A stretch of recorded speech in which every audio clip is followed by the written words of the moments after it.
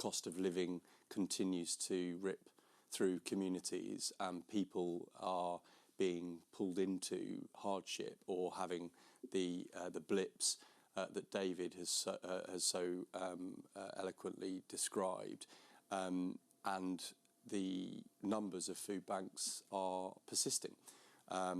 The rise of volunteers is obviously incredibly welcome, but we hope very much that they are not needed this time next year.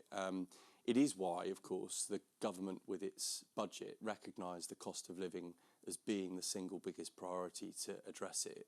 So help of £150 off fuel bills, the increase to the minimum wage, and of course the removal of the child cap, which means that for families, as David's described, who find themselves out of work or underpaid for their poverty, this means additional support for that third child, which will make a huge difference to those families finding themselves in circumstances they hadn't planned for.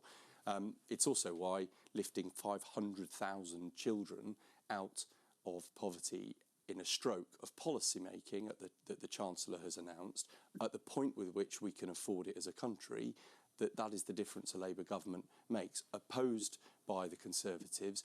It won't go far enough, and I know, David, I can think of David's equivalent in my constituency. Let me ask him. Well, I reject this notion that somehow this is a sort of lifestyle choice or sort of savvy shopping.